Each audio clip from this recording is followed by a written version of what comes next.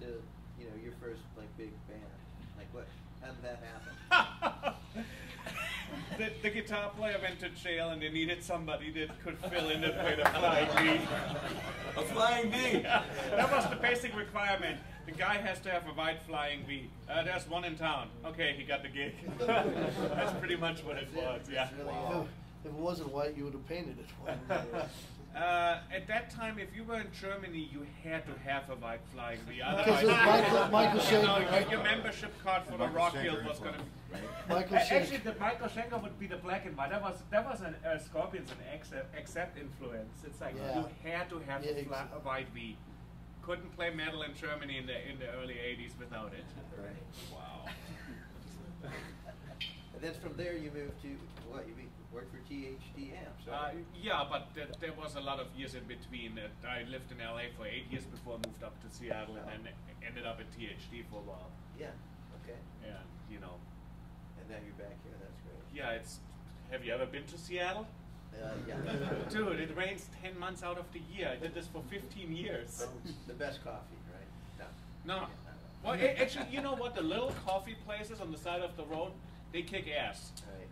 And you can't go a half a block without running into good coffee. That's the one thing. And there's not enough drive-through coffee down here, which is unbelievable. But that's a moneymaker, actually. And just so you know, I've never actually. Today was the first time I've actually met Ed and seen him in person. It was all just internet stuff that I became aware of him through your things up on the gear page and whatnot. And The gear page is like thread that runs through this. And that's the times we live in. It's an internet world out there, and it just makes everything so connected. In fact, Billy did a bass session on one of my songs. There's a will, there's a way. And we live 2 miles from each other. Can I come up? No. Just send me the track. Thing back to me. I'll give you 2 tracks. You pick the one you want. Right. And I still haven't mixed those tracks. Sorry. I'm waiting. Yeah, I know. It's 2 years. The now. world is waiting. Yeah, the world is waiting. But this is the times that we live in. It's this amazing time of communication. In fact, yesterday, just so you know, was the most crowded that this show, the LA Amp Show, has been. This is the 6th show. Yeah. And yesterday was remarkable. And I think a lot of it, there's some of it because people now are familiar with the show, but we did so much internet, Facebook and friends of mine and those people's friends, and asking people to be on their mailing list, do a mailing for me. I'm now a sponsor of the Maui Sugar Mill Blues Jam on Monday nights. We had a 2,000 person email list, and several other things. There's a Friday night at Weber's Rockabilly Night. They sent out a blast. So I don't know how many people come from all that. All I know is there was way more people here yesterday than ever has been. And everybody here is benefiting from this kind of technology. I mean, do every one of you do recordings at home now? All of you? Yeah. So, and probably most of you sitting there. Let me echo something. Okay. I spent 4 years building a recording studio here in Los Angeles, and I put a lot of time and money. Did a lot of study and research on acoustics, and I mean, I went full in. I went out and bought a Studer tape machine and an old MCI console, and renovated everything, recapped everything. I mean, I did it all. Wired up all the patch bays. Got in, got a big Pro Tools rig. Did the HD system. Spent a ton of money on microphones. Built my own microphones, mic pre's, everything. I was in business for a year and had an offer to get bought out, and I gratefully did so, because it was just throwing money into a hole that I'll never see again. And I said, what the hell was I thinking? I loved music so much that I put everything I had into that, and only to find out that I was about 10 years too late doing it. So, sorry about that. But my point being, it's just so much more beneficial to do it in your own space and in your own time, and not having to, I don't know, it's a Waterloo.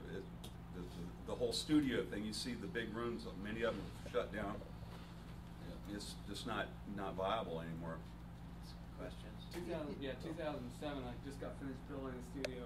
I'm way down in San Diego, and got it all finished up and double walled, carpeted all in between there, and flowed the floor, got it just set up, had it for 3 months, and the fires came through in 2007 and totally burnt my studio to the ground, you know, after about 3 months. I mean, it wasn't a real big one, and like, I'm 50 years old, so I'm just starting to get into the whole technology. I run Sonar 8, and just kind of just having fun with music, because I love music. Thank God I was able to take a couple of the guitars and amps out, and my computer, before the fires hit, I just got this feeling, and when I got back a week later, it all burned out, you know, drum set and everything. But, so then I thought, well, I'm in a fire zone area down there in Dulzura, California. If anyone knows where that's, like 15 minutes from the Coptic border, and it's going to happen again. So I went and got a toy hauler, 28-foot toy hauler, and I do construction for a living. So I built the back out, put all my tools in, and built the front part out of my recording studio now. And I just love it. It's just, you know, I can sleep in there. It's got a little fridge, it's got a microwave. I got an electronic drum set that I bought. You know, got my computer, guitars on the wall, and you know, at night I can just go down there and just kind of create. You know, me and Eli here work together, and just, you know, it's kind of fun. So, but getting your mind over the whole, you know, digital age, recording studio, and everything in your home. You know, you don't need all that. You know what I find, and let's see if everyone agrees, is for albums, you usually go in a big studio, like to get the drums and, you know, like a nice piano or B3, you know, so you have that space. And then you take those on your hard drive, take it back to the house, you know, get in Pro Tools, edit it up, do all that stuff, but you still need a big room. You need the drums. Now and then, you know. You need the drum sound the right way. Yeah. Very true, yeah. Yeah. Well, you know what, guys? We'll take one more question, and if you guys are not had enough, I have to pee. Need a hand? But you know, I don't want to take up your whole day with this. But go. Yeah, for me being a vocalist, you know, going into the big studios of old and stuff, you know, you got pressure because time is money, and so it's hard to get a good performance sometimes because I'm like I got to get this done for them and they want it, and because of today's technology, like I sang for JP on a recording in his backyard in his little spot that he developed, and he, you know, I don't have that pressure of time or anything else, so we could really get the best out of me as possible. And then we took it to a good friend, Tony Brock, who has a great big studio the size of this. And Tony's like, and I've recorded with Tony, and he's like, you got that out of him? What the, you know, because the comfortability, if I go to your house, or it's you could direct me and get whatever you want out of me, and I'm not pressured, and you're not pressured, and that whole time is money thing is out the door. So it's great as somebody for me. Okay. Question? Question? What? No, was that a question? Was it? No, I was just stating a fact for everybody about the. Sorry Was about that that. Jeopardy? Billy, so after you learned your lesson with the studio, you did not listen to Randy Aiken about how do you make $1 million as an amp builder, did you? No. Start with No, 2 and I- million? yeah. But I build amps because I love, well, I'm good at it. I love working with my hands, and it keeps me involved in the music business. And I network, and something that brought up a little while ago about networking. It's fantastic what we're doing here, these shows. We all meet new friends, we network, we create music in so many different ways now. It's invigorating. So I don't have to go out and gig for a living. I can gig for fun and still enjoy it, but still be involved in the music business. It's fantastic. That's the thing. You know, as you get gigs all the time, and somebody goes, "Hey, I'm doing this thing on Friday night. You want to play guitar? Sure. What's it pay? $50. Okay." Because you feel like you just want to get out and play, you know. And I think we all feel like that.